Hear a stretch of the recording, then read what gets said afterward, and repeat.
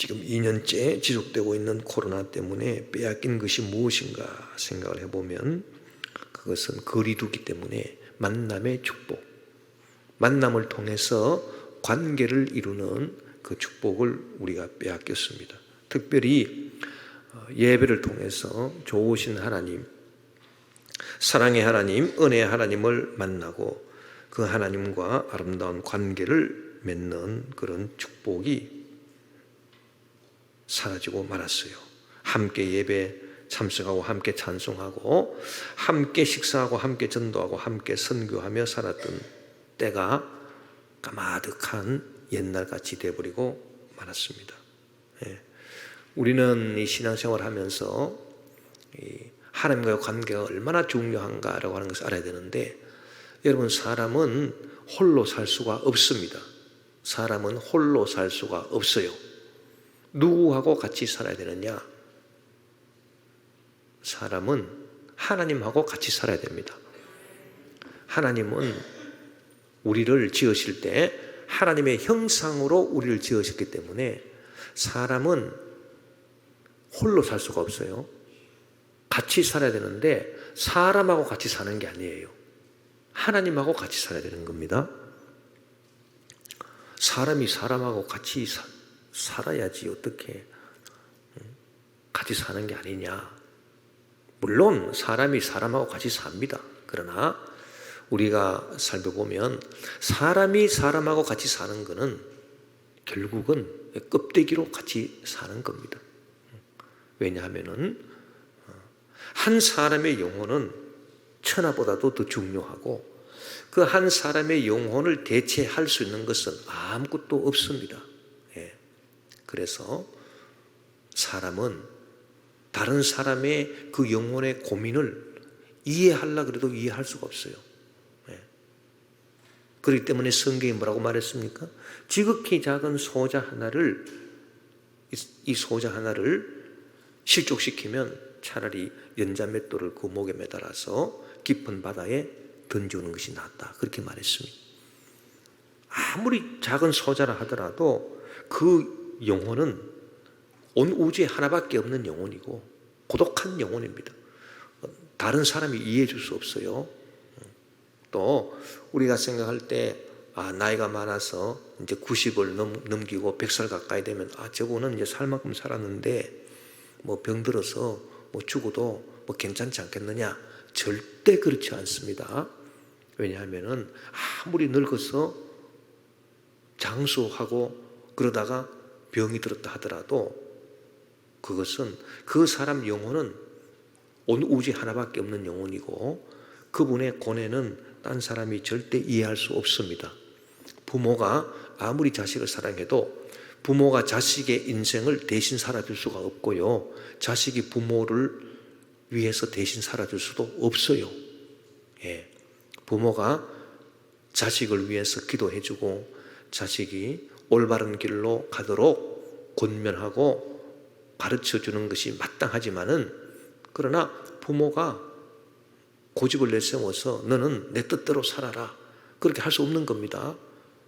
하나님이 다 우리 각자를 만들어 주셨지 부모가 나를 만든 게 아니에요.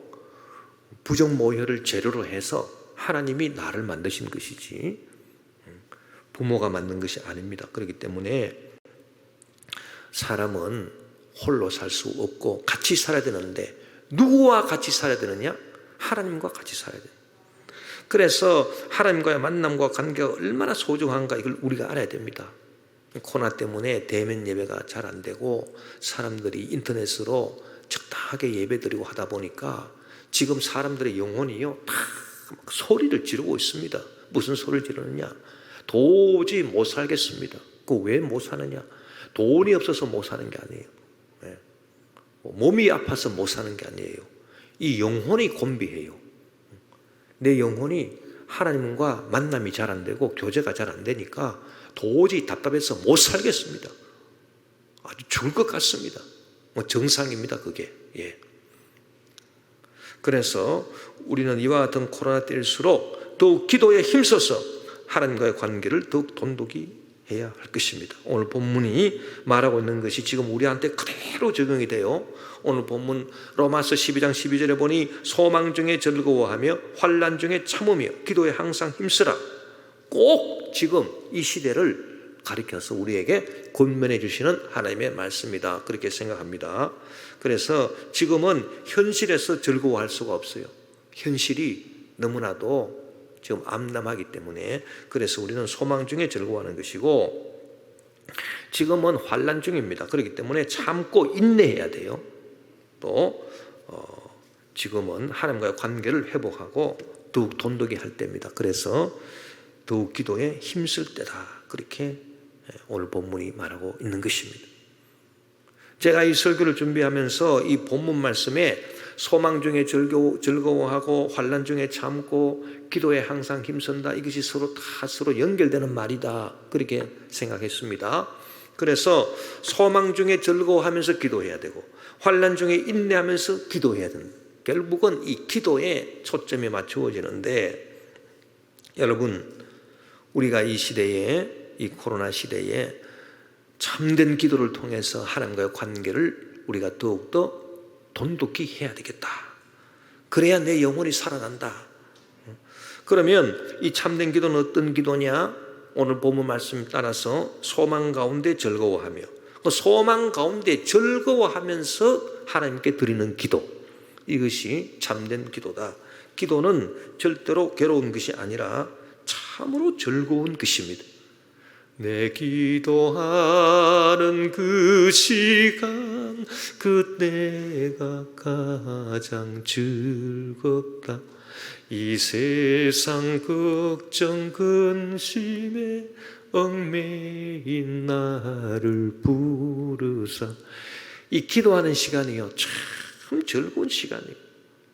소망 중에 즐거워하면서 우리는 기도해야 됩니다. 왜 기도하는 시간이 즐거운가? 그 이유가 무엇인가? 제가 몇 가지로 말씀드리겠습니다. 첫째로, 우리가 하나님과의 관계를 맺는 것은 오직 기도입니다. 기도. 여러분이 내가 하나님께 기도하고 싶구나, 그래서 무릎을 꿇고 하나님 하고 기도 딱 하는 순간, 그때부터 시작해서 하나님과의 관계가 맺어지는 거예요. 기도 외에는 하나님과의 관계가 맺어질 수가 없어요. 아무리 속으로 하나님이 어떻고 저떻고 생각을 해도 하나님과의 관계가 맺어진 것 아닙니다. 우리가 하나님 앞에 나와서 기도를 딱 할 때 하나님과의 관계가 딱 맺어지는 거예요. 자, 하나님과의 관계가 맺어지면 끈이 연결됩니다. 하나님과의 끈이 연결되는데 아주 놀라운 일이 벌어지게 됩니다. 무슨 일이 벌어질까요? 첫째로, 우리의 시간과 하나님의 시간은 달라요. 근데 하나님의 시간에서 이루어진 것들이 그 끈을 통해서, 그 줄을 통해서 나한테 전달이 됩니다. 이것이 참 즐거운 이유예요. 그게 왜 즐거우냐? 여러분, 우리 사람의 시간과 하나님의 시간은 완전히 다릅니다. 우리 사람은 시간의 지배를 받아요. 그래서 어거스틴이 고백록에서 한 말을 보면은, 우리 사람은 시간의 지배를 받기 때문에 저 미래는 아직 다가오지 않았어요. 내일 일이 지금 여기 와 있지 않습니다. 내일 가야 내일 일이 다가오는 겁니다. 10년 후의 일이 지금 여기 다가오지 않았습니다. 100년 후의 일이 까마득히 먼 미래에 있지, 이 100년 후의 일이 지금 여기 와 있지 않아요. 왜? 나는 시간의 지배를 받기 때문에. 그러나 하나님은 시간의 지배를 받지 않기 때문에, 하나님은 시간의 지배를 안 받아요. 하나님은 시간을 지배하시는 분이기 때문에, 다른 말로 하면은 내일이 하나님한테는 미리 와 있어요. 이미 와 있습니다. 10년 후의 일이 하나님한테는 이미 와 있습니다. 100년 후의 일이라 하더라도, 1000년 후의 일이라 하더라도 하나님께는 이미 다 와 있어요. 왜? 하나님은 시간의 지배를 받지 않고 오히려 시간을 다스리시기 때문이에요.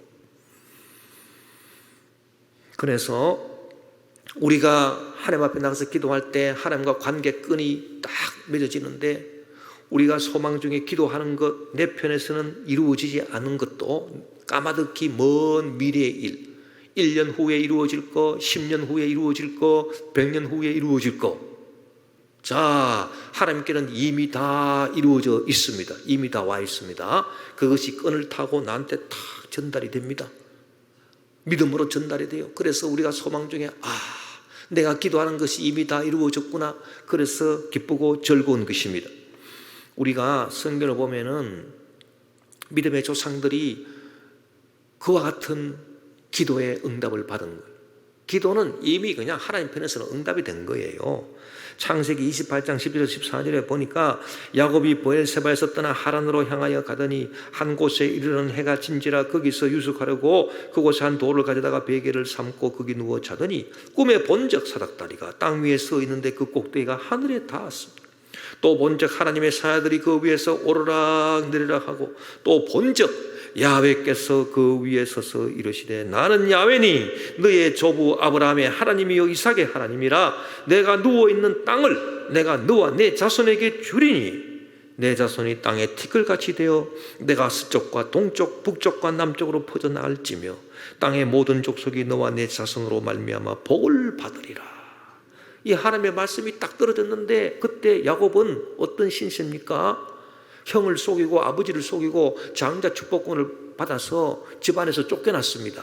쫓겨나가지고 삼촌 집으로 혼자 그냥 터벅터벅 정처 없이 가다가 너무 피곤하고 지쳐서 이제 밤이 돼가지고 돌을 베개하고 잠자던 중이었어요.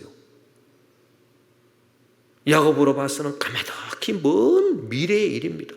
그런데 하나님께서 나타나셔서 다 말씀해 주니까 이 야곱이 소망 중에서 그 꿈을 통해서 깨달은 게 있습니다. 나에게 벌써 놀라운 축복이 주어졌구나. 자다가 벌떡 일어나가지고 단을 세웠습니다. 그리고 하나님 앞에 서약을 했어요. 주님, 내가 주님께 11조를 드리고 그리고 내가 돌을 세운 이곳이 주님을 섬기는 하나님의 집이 될 것입니다. 그렇게 그가 서원하면서 기도한 것입니다. 여러분, 우리가 기도할 때 소망 중에 즐거운 이유가 바로 시간차라고 하는 것입니다. 내 시간하고 하나님의 시간이 다른데 하나님 전지전능하신 하나님한테는 모든 것이 이미 다 이루어져 있어요. 예수님도 우리에게 기도하라고 말씀하실 때 하늘에서 뜻이 하늘에서 이룬 것 같이 땅에서도 이루어지고 하늘에서는 이미 다 이루어졌어. 이루어질 것 같이 땅에서도 이루어지리라. 그게 아닙니다. 뜻이 하늘에서 이룬 것 같이 먼 미래의 일이 벌써 다 와 있는 거예요. 다 이루어졌습니다. 그러니 우리가 기도하는 가운데 소망을 갖고 얼마나 기뻐할 수 있느냐, 얼마나 즐거워할 수 있느냐. 또 여러분, 과거는 우리 사람 편에서는 우리가 시간의 지배를 받기 때문에 과거는 이미 다 지나갔어요. 어찌할 수 없어요. 그래서 뭐라고 말합니까? 과거는 지나갔다. 과거는 흘러갔다. 과거를 묻지 마세요. 과거는 흘러갔습니다. 지나갔습니다. 돌이킬 수 없습니다. 엎질러진 물입니다. 쏘아놓은 화살입니다. 과거에 내가 실패했던 것, 내가 잘못했던 것, 과거에 내가 죄짓고 방황했던 것 가슴 아파서 견딜 수 없습니다.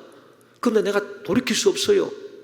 나는 절망입니다. 낙심입니다. 내가 왜 과거에 그런 잘못을 저지르고 과오를 저질렀던가, 죄를 범했던가. 이게 사람의 시간이에요.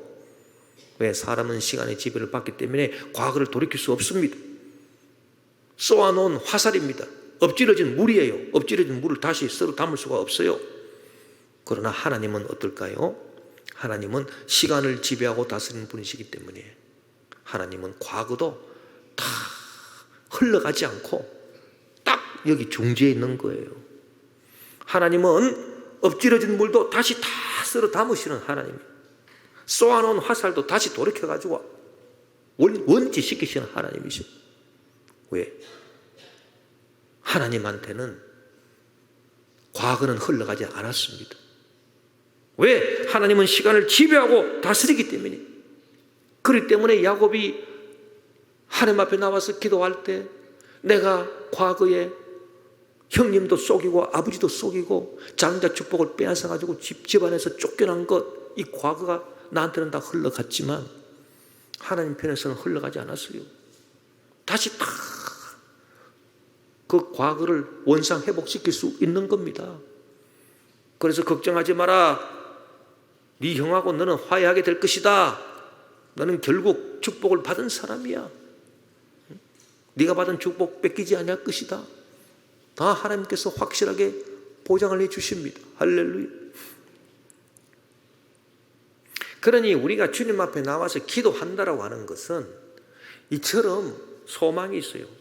미래는 이미 도달해 있고 과거는 아직 흘러가지 않았어. 얼마든지 지금 늦지 않았어. 얼마든지 지금 회개하고 주님 앞에 나오면 돌이킬 수 있어요. 하나님께는 불가능이 없어요. 그래서 과거에 우리가 실수를 안 한 것처럼, 죄를 한 번도 안 지은 것처럼 우리를 다시 다 회복시켜 주시고, 그리고 내가 꿈을 꾸며 소망하는 그 모든 것이 이미 다 이루어진 것처럼, 먼 미래의 일이 다 이미 이루어진 것처럼 소망을 주십니다. 그리고 하나님이 주시는 소망은 반드시 이루어진, 하나님께서 이루어 놓으신 것을 누가 막으리요? 막을 자가 없지 않습니까? 그래서 우리는 소망 중에 즐거워하고 기뻐하면서 기도할 수가 있는 것입니다. 둘째로 우리가 기도하면서 즐거워해야 될 이유가 있어요. 그건 뭐냐 하면, 여러분, 기도하면 하나님과의 관계가 맺어집니다. 하나님과의 관계가 맺어지면 하나님의 도우심을 받을 수 있다. 그런데 이 하나님의 도우심이 뭐냐? 하나님의 도우심을 우리가 구체적으로 말해보면 두 가지예요. 첫째, 우연입니다. 우연. 그 다음에 만남. 자, 이 우연과 만남이 하나님이 도와주시는 거예요. 그런데 내 인생에 있어서 나를 결정적으로 축복으로, 성공으로, 행복으로 인도하는 것은 내 노력이 아닙니다. 물론 내가 노력하는 거 필요합니다. 내가 노력하는 게 99%, 그리고 그 우연과 만남이 1%라 그러면 그 우연과 만남이요, 내 인생 성공, 행복을 99% 좌우합니다. 노력이 좌우하는 거 아니에요. 자, 예를 한번 들어보겠습니다. 요셉이 애굽의 총리가 됐죠. 성공했습니다. 축복받았습니다. 결국 행복한 삶이 되었어요. 그런데 요셉이 애굽의 총리가 된 것은 누구를 만났기 때문이냐? 그가 애굽의 종으로 팔려서 보디발의 장군 집에 들어갔는데 그 안에 유혹을 뿌리치니까 적반하장격으로 모함을 쓰게 되고 그가 감옥에 들어가 버리고 말았습니다. 감옥에 들어갔는데 거기에서 우연한 일이 일어났습니다. 술 맡은 간원장이 바로한테 잘못을 했다가 그 감옥으로 들어온 거예요. 그 우연. 그래서 이 감옥에서 그 술 맡은 관원장을 만났어요. 이 만남. 그 나중에 술 맡은 관원장의 꿈을 해석해 주었습니다. 이것이 요셉이 애굽의 총리가 되는 결정적인 요인이에요. 그런데 이 우연과 만남이라고 하는 것은 요셉이 노력을 한다고 해서 만들 수 있는 게 절대 아닙니다, 여러분. 요셉이 아무리 내가 술 맡은 간원장 이런 사람을 내가 만나야지 노력한다고 해서 그게 만났겠습니까? 이 우연이라고 하는 것은 우리가 알 수 없어요. 뭐 누구를 어떻게 만날지, 어떤 일이 일어날지, 이 우연과 만남은 인간의 노력으로 만들 수 있는 게 아닙니다. 이거는 오직 하나님만이 주장하시는 거예요. 우리 인생에 있어서 이 우연과 만남이 얼마나 중요하냐. 저의 인생도 마찬가지고요. 여러분도 다 마찬가지예요. 저도 카투사 시험 쳐가지고 카투사 들어가고 캠퍼프리에서 저를 믿음으로 인도해 주실, 순복음으로 인도해 주실 조장님을 내가 만나지 못했으면, 그 우연이 없었더라면 제가 아무리 노력해도 안 되는 겁니다. 안 되는 거예요. 불가능한 겁니다. 놀랍지 않습니까? 우리가 기도할 때 무슨 기도를 해야 되는지 아십니까? 기도가 왜 즐거우냐 하면은 소망을 가진, 감격을 가져야 돼. 무슨 감격? 주님, 내가 오늘 주님 앞에 나가서 기도하면 내 인생의 노력으로 절대로 만들 수 없는 우연적인 사건, 또 만남, 이런 것들을 주님께서 허락해 줄 줄 믿습니다. 그래서 내 인생의 결정적인 축복, 결정적인 승리, 결정적인 행복이 저에게 주어질 것을 믿습니다. 그런 믿음이 있어야 돼요. 그러면요, 자다가도 벌떡 일어나서 기도하러 가는 거예요. 네. 제가 제 간증을 자꾸 해서 죄송하지만은 제가 산기도 하러 다니면서 제가 그걸 느꼈습니다. 어떤 날은 밤중에 비가 오고 바람 불고 이러면 오늘 가야 되나? 밤중에 비 오고 바람 불고 어떤 날은 눈 오고 이런데 밤중에 산에 혼자 가는 게 쉬운 일입니까? 겁도 많이 납니다. 사실 가다가 뭐가 튀날지도 모르는. 그러나 성령이 저한테 말씀하시는 거예요. 네가 오늘 기도하러 가면 네 노력으로서는 절대 만들 수 없는 우연, 네 노력으로서는 100번 죽었다 깨어나도 만들 수 없는 우연, 만남, 그것을 하나님이 주장해 주실 거야. 확신이 탁 주어집니다. 그럼 제가 제 마음속에 감동을 받아. 잠이 안 와요. 벌떡 일어납니다. 일어나서 그냥 옷 챙겨 입고 그냥 산으로 올라가는 겁니다. 즐거운 것입니다. 기도는 소망 중에 즐거워하면서 기도에 힘쓰는 거예요. 셋째로 또 이유가 있어요. 이 참된 즐거움이라고 하는 것은 소망 그 자체에 있는 거예요. 여러분이 꿈을 갖고 계십니까? 그 꿈을 이루었다 합시다. 그래도 여러분 그다지 즐겁지 않습니다. 왜? 현실은요, 꿈이 이루어져도 항상 문제가 해결돼야 될 문제가 있는 거예요. 차기 대선에 누가 대통령이 될지 모르겠습니다만은 대통령이 됐다 하더라도 야 좋다, 내가 대통령이 됐구나. 즐거움이 있는가 하면요, 항상 해결해야 될 문제가 있어요. 골치 아픈 문제가 있습니다. 예. 한두 가지 꼭 있습니다. 이것 때문에 그다지 즐겁지가 않아요. 본질적으로. 현실은 본질 자체가 즐거움이 아니에요. 사실 알고 보면 괴로움이에요. 그 현실의 본질입니다. 그러나 소망 중에 즐거움이에요. 이 소망, 바라는 거는 문제가, 누가 문제를 바라겠습니까? 문제가 생겨날 것을 누가 바라겠습니까? 꿈을 꿉니다. 소망, 아무 문제 없는 주님의 뜻이 이루어지는 주여. 영혼이 잘되고 범사에 잘되며 형통하고 강건하고 생명할 때 풍성히 얻는 그 꿈을 다 소망을 꾸잖아요. 가지잖아요. 그 소망 중에 즐거워. 그래서 성경이 우리가 가르쳐주는 것은 소망 중에 즐거워하라. 제가 전번 주일날 설교했던 우리 고향교회 누님 그분도 어렵고 힘들 때 교회 나와서 불철주야로 하나님께 기도하고 새벽 기도하고 그래서 원하는 뜻을 이루었어요. 좋은 분 만나서 결혼하고 자녀들도 잘 낳고 다 성공하고 복된 가정 이루었습니다. 제가 그분한테 여쭤봤습니다. 언제가 제일 행복했습니까?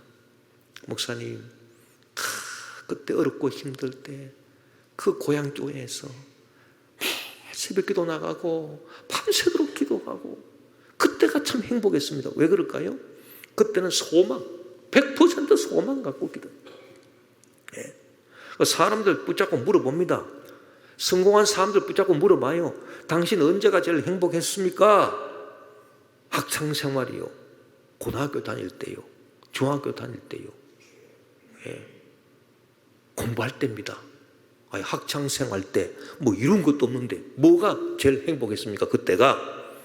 그때는 꿈이 있었거든요. 소망이 있었거든요. 소망 그 자체의 본질이 즐거움입니다. 우리가 성경에 보면은 소망 중에 즐거워하라. 우리 예수 믿는 사람들 즐거워해야 됩니다. 현실을 놓고 즐거워하는 게 아니에요. 현실에 대해서는 감사해야 되고요. 현실에 대해서는 감사할 줄 알아야 되고, 즐거워하는 것은 소망 중에 즐거워하는 겁니다. 할렐루야. 저와 여러분의 꿈이 하나님 편에서 다 이루어졌습니다. 이 땅에서 이루어질 줄 믿습니다. 장차 영원한 천국이 저와 여러분을 위해서 예비되고 있습니다. 반드시 저와 여러분에게 주어집니다. 그 소망을 갖고 우리가 소망 중에 즐거워하는, 문제는 내 기도가 주님의 뜻 안에 있는가 없는가, 그것이 중요하죠. 요한일서 5장 14절 15절에 보면 그를 향하여 우리가 가진 바 담대함이 이것이니 그의 뜻대로 무엇을 구하면 들으심이라. 우리가 무엇이든지 구하는 바를 들으시는 줄을 안즉 우리가 그에게 구한 그것을 얻은 줄을 또한 아는지라. 중요한 조건은 딱 하나 있어요. 하나님의 뜻이 아닌데 기도한다고 되는 게 아니라는 겁니다. 예를 들어서 10계명을 어기면 남의 것을 탐내지 마라. 그런데 남의 것을 탐내면서 저건 내가 가졌으면 좋겠습니다, 주여 허락해 주십시오. 그런 기도는 안 들으신다는 거예요. 그런 기도는 담대하지 않다는 것입니다. 그러나 하나님 뜻에 맞는 기도는 담대하게 기도가 나올 수 있어요. 그래서 소망 중에 즐거워하면서 기도하고, 이 기도가 하나님 들어주실까요? 안 들어주실까요? 이러면 안 돼요. 담대하게 기도해요. 왜? 주님, 내가 지금 기도하는 것은 하나님의 뜻입니다. 담대하게 주님 들어주실 줄 믿습니다. 이 담대하다라고 하는 것은 또 토론이 가능, 토론. 하나님하고 토론까지 하는 거예요. 아브라함이 그랬습니다. 하나님께서 소돔과 고모라 성을 멸망시키겠다고 하시니까 아브라함이 하나님하고 토론했습니다. 하나님, 의인이 지금 소돔과 고모라 성에 그래도 있는데, 의인이 있음에도 불구하고 하나님께서 그 소돔과 고모라 성을 멸하시면 그건 안 되는 것 아닙니까? 당당하게 하나님하고 토론했어요. 그러니까 하나님께서 그래, 네 말이 맞다. 그래, 내가 의인 100명을 찾으면 소돔과 고모라 성을 멸하지 아니하겠다. 하나님, 50명이 어떻습니까? 50명은 사람 아닙니까? 50명이 의인이 얼마나 중요한, 그리고 50조 이런 식으로 해가지고 10명까지 협상을 했어요. 소돔과 고모라가 멸망당한 게 의인 10명이 없어서 멸망당했습니다. 자, 우리가 이 담대한 기도, 하나님 뜻에 맞는 기도라면은 하나님 이렇게 돼야 되는 거 아닙니까? 그러면 하나님께서 원래 가지고 계시던 계획도 바꾸세요. 하나님, 여러분, 하나님 굉장히 참 좋으신 분이에요. 고집 피우시는 하나님 아닙니다. 내 뜻이야 끝까지 밀어붙이시는 하나님 아닙니다. 여러분, 우리 착각하면 안 돼요. 하나님 뜻에 맞게 우리가 기도하면요, 의인을 악인과 함께 멸하시는 것, 이건 하나님 뜻이 아니다. 이걸 붙잡고 하나님과 토론하니까 하나님 들어주셨잖아요. 이런 담대한 기도, 그런 기도를 할 수 있어야 되겠습니다. 또 참된 기도 어떤 기도입니까? 오늘 본 말씀에 환난 중에 참으며 기도에 항상 힘쓰라. 고난 중에 참고 인내하는 기도라는 얘기입니다. 여러분, 인내하는 기도가 왜 중요하냐? 기도는 한 번, 두 번 한다고 되는 게 아니에요. 계속 해야 되는 겁니다. 습관적으로 해야 돼요. 왜 그러냐? 성경이 우리에게 가르쳐주는 것은 너가 기도해서 응답받으려면 믿음의 기도를 해야 된다고. 믿음의 기도. 그런데 믿음의 본질이 뭔지 아십니까? 믿어주기 때문에 참을 수 있는 거예요. 믿어주기 때문에 인내하는 겁니다. 믿어주기 때문에 기다리는 겁니다. 사람이 기다리고 인내하고 참는 거는 왜 기다리고 인내하고 참아줄까요? 믿어주니까 그렇다는 얘기예요. 안 믿어주면은 왜 기다릴 수 있습니까? 어떻게 기다릴 수 있습니까? 안 믿어주는데, 믿지 못하겠는데 어떻게 참습니까? 어떻게 기다립니까? 안 됩니다. 그래서 이 믿음의 본질은 바로 인내에 있어요. 믿어주니까 기다려주는 거예요. 믿어주니까 참을 수 있는 거예요. 그래서 믿음의 기도는 다른 말로 하면 인내의 기도다. 야고보서 5장 15절에 보니 믿음의 기도는 병든 자를 구원하리니 주께서 그를 일으키시리라. 혹시 죄를 범하실지라도 사하심을 받으리라. 우리가 병든 몸 고침받기 위해서 기도할 때 믿음의 기도하라 했는데 이 믿음의 기도는 인내 기도를 말하는 거예요. 네. 그래서 끝까지 줄기차게 낙심하지 아니하고, 사람이 병들면은 몸도 지치고 마음도 지쳐서 자포자기 하잖아요. 그러지 말라.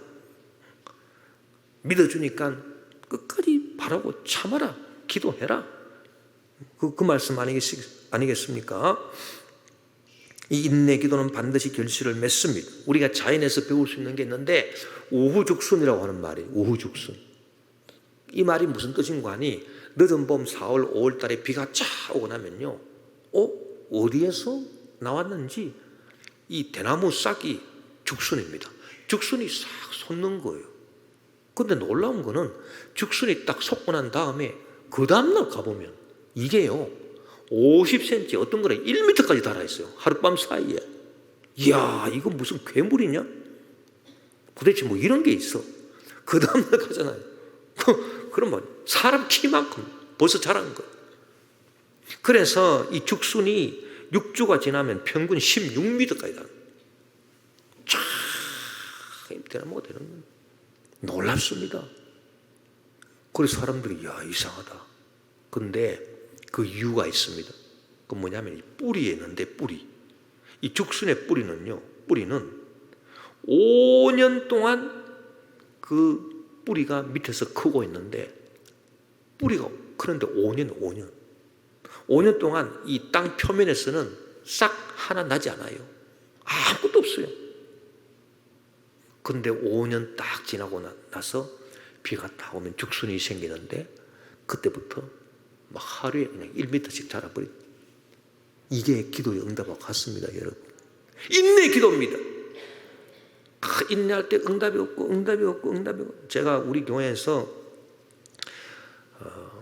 그런 기도해 드리는 분이 있습니다. 매일 주일날 와서 기도받고 가는, 매주마다 받고 가셔요. 1년, 2년이 아니에요. 지금 뭐 몇 년, 한 5년, 6년, 지금 뭐 7년, 8년 뭐 그 정도 된지 계속 기도받고. 그 제가 이제 생각할 때 처음에 기도받으러 올 때, 야, 이 병이 고침받겠느냐? 의학적으로 불가능하니? 이게 뭐 안 되는 일이야. 그런데 우후죽순입니다. 몇 년 동안 계속해서 인내하다 보면은 이것이 나도 모르는 사이에 좋아지는 거예요. 점점 좋아지는. 응답이 주어지는 거죠. 자, 우리가 인내 기도한다. 인내라고 하는 참아주는 건데, 여러분 사람에 대해서도 참아주고 기다려주고 중요합니다. 무슨 사람이든지 어떤 사람이든지 간에 정신이 돈 사람이 아니고 이성적이고 상식적인 사람이라면 그래도 끝까지 참아주고 인내하고 기다려주는 거 굉장히 중요하죠. 이 인내 기도는요, 사람에 대해서 참아주는 것이 아니라 하나님에 대해서 참아주는 거예요. 얼마나 중요한지 모릅니다. 하나님이 얼마나 기뻐하시는지 모릅니다.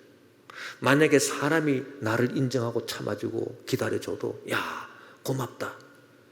하나님이 저와 여러분을 얼마나 고맙게 생각하는지 몰라요. 이 인내 기도를 할 때, 그래, 나를 믿어주는구나, 나를 기다려주는구나. 그리고 사람은 참아줄 때 그래도 상식적이고 이성적인 사람이라야 참아줄 수 있지요. 당연합니다. 반상식적이고 반윤리적이고 이거 뭐 말이 안 통하는 사람은 참아줄 수가 없어요.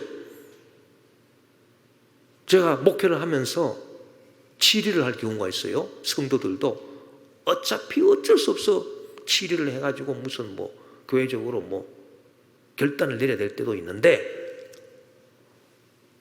저는 많이 참습니다. 끝까지 많이 참아요. 제가 원래 참는 거는 잘합니다. 제가 그런데 이건 도저히 안 된다. 도저히 안 된다. 그런 분들이 있어요. 그런 분은 어떤 분이냐? 상식이 안 통해요. 말이 안 통해요. 인간 이성이 통하질 않아요. 어쩔 수 없습니다. 그런 경우는. 예. 자, 우리가 하나님에 대해서 참아주는 거는요, 좀 다릅니다.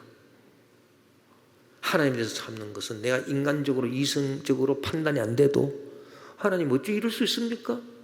그럴 때도 우리는 하나님에 대해서 참아야 합니다. 왜? 하나님은 상식을 초월하시는 분이기 때문에. 제가 금요일 날 설교도 그 말씀 들었습니다만 우리 교회에서 지원해드리는 그 토고의 선교사님, 이진섭, 박정호 선교사님, 이 편한 우리 대한민국 놔두고 그 아프리카, 서아프리카, 그 토고라고 하는 그 열악한 거기 선교사로 가셔가지고 병원 사역, 거기서 병원을 통해서 그 의사 한 사람 쓰는데 우리나라 돈으로 한 달에 월급이 5만 원. 의사 월급이 한 달에 5만 원.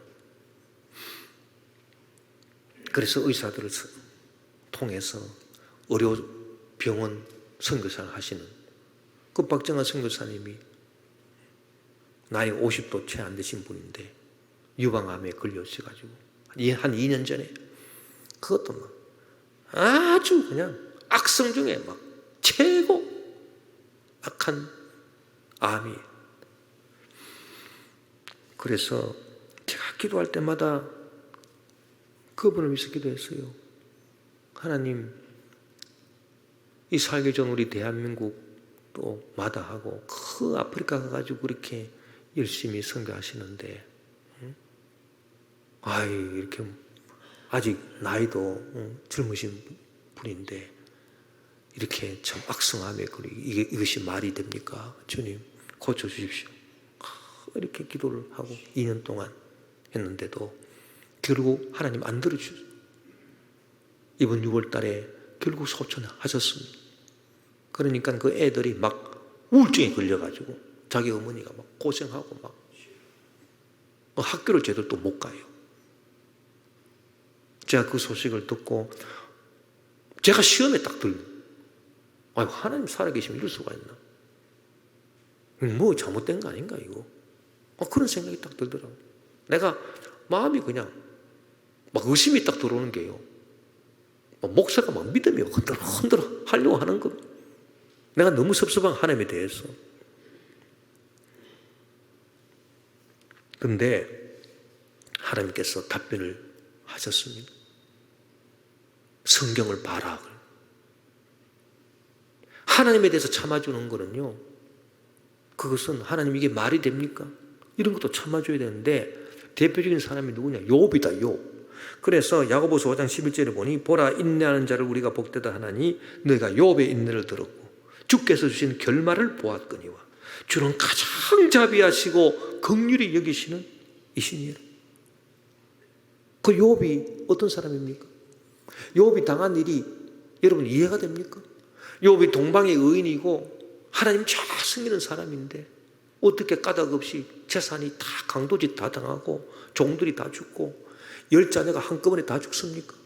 그리고 자기 몸에 피부병이 생겨서 그냥 기왓장으로 자기 몸을 걸렁 신세가 되었습니까? 얼마나 그냥 말이 안 되면 자기 아내가 와가지고 당신이 그래도 하나님을 믿느냐? 하나님을 차라리 욕하고 죽어라. 그러나 그때도 욥은 하나님에 대해서 참았습니다. 어리석은 말로 하나님을 원망하지 않았습니다. 주신 분도 하나님이시요 그도 가시는 분도 하나님이시오. 가히 하나님을 찬송할지다. 이게 욥의 인내 아니겠습니까? 그러면서 제 마음속에 답변을 주셨어요. 우리 박정하 선교사님은 이 땅에서 그렇게 고생하시고 주일 하시다가 고생하시다가 세상을 떠나셨지만은 그러나 저 하늘에 잠시 잠깐뿐인 이 세상이 아니라 저 영원한 하늘에서 놀라운 상급이 있을 거예요. 욥에 대해서도 주께서 주신 결말을 보아도 결말. 욥이 나중에 갑절의 축복을 받지 않습니까? 예. 여러분, 우리가 주님 앞에 나와서 기도할 때 이와 같은 인내 기도가 필요해요. 인내 기도. 하나님을 믿어주기 때문에 계속 참을 수 있는 기도. 인내가 계속되면 습관이 돼요. 이 습관적 기도가 참 중요합니다. 여러분 시간을 정해놓고 기도하십시오. 인내하다 보면 그게 습관이 되죠. 우리가 참 놀라운 사실을 성경에서는 알 수 있어요. 그게 뭐냐 하면은 예수님께서 가장 위대한 순간, 결정적인 순간에 기도하셨는데 그것이 바로 겟세마네 동산에서의 기도예요. 그때 무슨 일이 있었습니까? 자, 인류 구원을 위해서 이제 인류의 모든 죄악을 다 예수님 짊어지시고 십자가에 달리시는 일을 예수님 과연 이것을 감당하셔야 되느냐? 이걸 갖다가 포기할 거냐? 결정적인 순간 아닙니까? 그때 예수님께서 어디 가셔서 기도하셨나요? 겟세마네 동산에 가서 땀을 흘리시는데 이 땀이 피가 되도록 기도하셨다는 거예요. 그 결정적인 기도하신 그 겟세마네 동산에서 기도입니다. 그래서 아버지 할 수만 있거든 이 잔을 내게서 옮기시옵소서. 그러나 내 뜻대로 마시고 아버지의 뜻대로 하십시오. 그 간절한 기도를 들으신 그 겟세마네 동산. 그런데요, 그날 처음 가신 게 아니에요. 이 겟세마네 동산에 예수님께서 이제 내가 십자가를 질 일이 있으니까 특별히 기도해야 되겠다 그러고 그날 처음 가셔가지고 기도하신 게 아니고요, 누가복음 22장 39절 40절에 보니 예수께서 나가사 습관을 따라 감람산에 가시매 제 아들도 따라갔더니 그곳에 이르러 그들에게 이르시되 유혹에 빠지지 않게 기도하라 하시고, 평소에 거기 가신 거예요. 이 습관적인 기도를 하신 거예요. 거기서 습관적 기도가, 인내 기도가, 습관이 된 기도가 얼마나 중요하냐. 여러분 시간 정해놓고 기도하십시오. 아침에 딱 일어나면 묵상하고 기도하십시오. 저녁에 자기 전에 기도하십시오. 시간을 정해놓고 기도하십시오. 이것이 참 중요한 인내의 기도예요. 습관적 기도입니다. 자, 습관을 따라서 기도하게 되면 이 습관의 폭력으로 주어지는 죄의 유혹도 이길 수가 있는 겁니다. 이 죄의 유혹이 이 습관이 돼가지고 나중에 이 습관이 그냥 쇠고랑이 돼가지고 우리를 얽어맨다. 그렇게 어거스틴이 고백록에서 말했잖아요. 왜 죄악을 떨쳐버리기가 힘드냐 하면 나중에 버릇이 돼요. 버릇. 습관이 돼가지고 자기도 모르게, 노름하는 사람 자기도 모르게 그냥 노름판에 가는 거예요. 마약하는 사람 자기도 모르게 그냥 마약하는 겁니다. 습관이 돼서. 습관의 폭력입니다. 폭력. 이 습관의 폭력, 마귀의 유혹, 죄를 이기고 마귀를 이기고 저주를 이기고 질병을 이기고 사망과 지옥을 이기는 것은 습관적 기도, 인내의 기도, 꾸준히 계속하는 기도, 계속 시간을 정해놓고 주님 앞에 나와서 간구하는 기도, 이 기도가 그 모든 것들을 다 이기고 승리하게 만들어 주신다는 것입니다. 여러분 지금 이 코로나 이 시대에 우리 정신 바짝 차려야 돼요. 가장 중요한 것은 하나님과의 관계, 만남. 이게 지금 이게 휘청휘청하고 있습니다. 이것을 우리가 소망 중에 즐거워하는 기도,